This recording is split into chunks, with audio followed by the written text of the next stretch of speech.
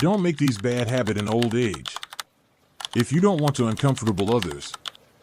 Hello everyone. Have you ever wondered if you're doing something that makes other people uncomfortable, but they're too afraid to say anything? As we age, we tend to pick up certain habits, some of which are great, but others of which, well, maybe not so great. And sometimes, those bad habits can make friends, family, or even strangers feel a little distant, even if they don't tell you directly. Today, I want to share some common habits that we older adults may have that make other people uncomfortable but no one talks about. Don't worry, this isn't meant to be judgmental or make you feel bad. The goal is to help you recognize them and maybe make some changes if you want to. Let's get started. First, let's talk about personal hygiene. I'm not talking about the big things, but the little things like wearing the same outfit for days in a row, having uncombed hair, or having a slight odor that you don't notice but others do. These little things can make a big difference in how people perceive you. It's not that they don't love you, but they may feel a little uncomfortable and not know how to say it tactfully. So what can you do? Make sure you shower regularly, wear clean clothes, and if you're not sure, ask a close friend or family member if you're okay. Taking care of your appearance isn't just for others, it's for you. It makes you feel more confident and better about yourself. Next, let's talk about speaking up without restraint. As we get older, many of us feel entitled to say what we think. And that's okay. You've lived a long life, experienced a lot, and your opinion matters. But there's a fine line between honesty and being too blunt. Sometimes what we say can come across as harsh or judgmental, even if that's not our intention. For example, if you give unsolicited advice about how they raise their kids, it can be considered crossing the line. The trick is to think before you speak. If you're unsure, it's probably best to keep quiet. People appreciate your wisdom more when it's delivered with empathy. So when you want to express your opinion, think about how you want to hear it. Now, let's talk about wearing the wrong clothes. It's easy to get stuck in old clothes. They're comfortable, they're a throwback to the good old days, and honestly, it can be a pain to update your wardrobe. But if your clothes are too tight, too loose, or no longer fit your current style, it can give the impression that you don't care about how you look.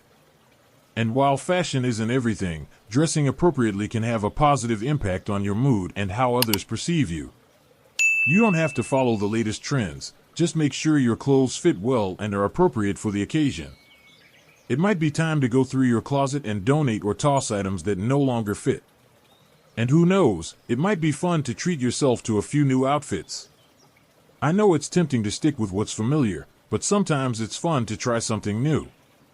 Ask your kids if they have any fashion suggestions. They might have great ideas. Let's talk about interrupting or dominating the conversation. We all have a wealth of experiences and stories to share, especially as we get older. But if you find yourself constantly interrupting, butting in, or dominating the conversation, it can make others feel like they don't have a chance to speak. This can cause them to withdraw from your conversations, which is not what we want. Conversations should be a two-way street. So try to listen more than you talk. Show a genuine interest in what others have to say, ask questions, and give them space to express themselves. You will find that people appreciate being listened to as much as you do. Really listen and respond to what they say. You'll be surprised at how much deeper you connect. The next habit is complaining about the younger generation today. It's easy to fall into the trap of thinking that things were better in our time and that there's something missing with the younger generation.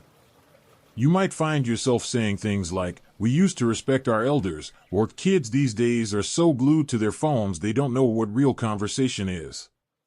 While there's some truth to the change, constantly criticizing young people can make them feel judgmental and defensive. Instead of focusing on what they're doing wrong, try to understand their perspective. Ask them about their lives, their interests, and their thoughts on current issues. You might be surprised at how much you can learn from them.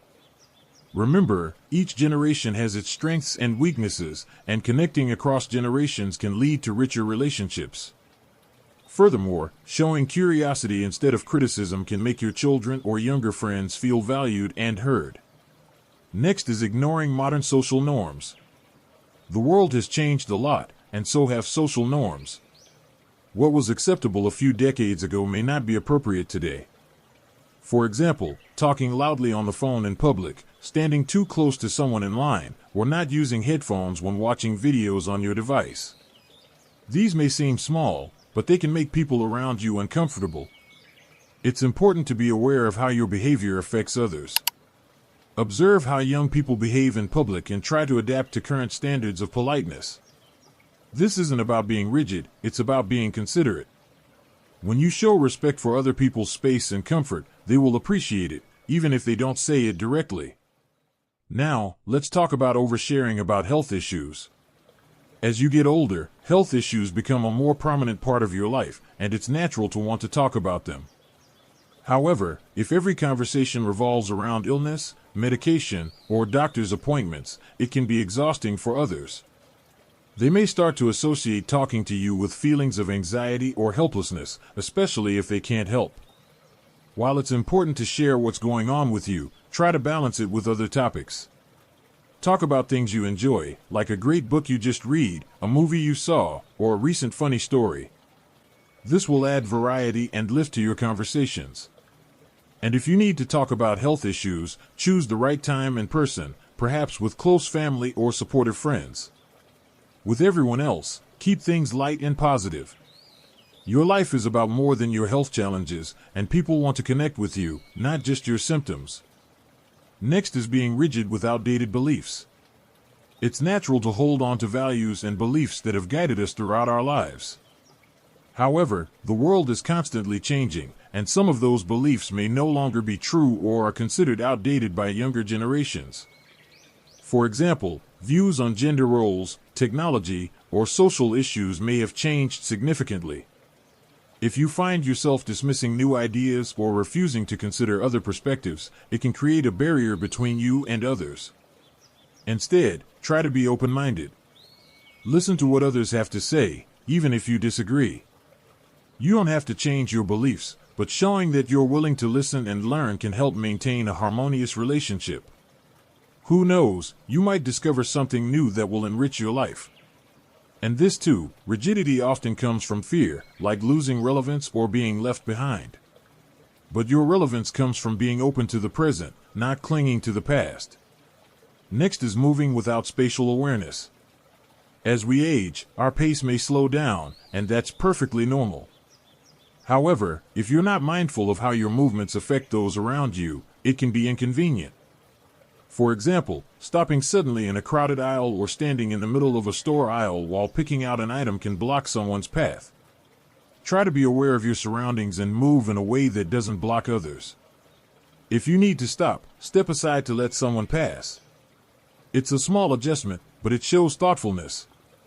This is especially important in places like supermarkets, airports, or church hallways, community spaces where people need to move freely.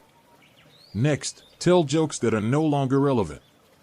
Humor is a wonderful thing, and keeping your sense of humor as you age is valuable. However, some jokes that were acceptable in the past may not be appropriate today. Jokes that play on stereotypes, make fun of someone's appearance, or are insensitive to certain groups of people can be offensive. What was funny decades ago may now be considered offensive. So be careful about the jokes you tell and how they are received. When in doubt, choose jokes that are light and inclusive. Laughter should bring people together, not push them away. Then there's the matter of appearing helpless when you don't really need it. It's okay to ask for help when you need it, but if you constantly rely on others for things you can do yourself, it can make them feel resentful.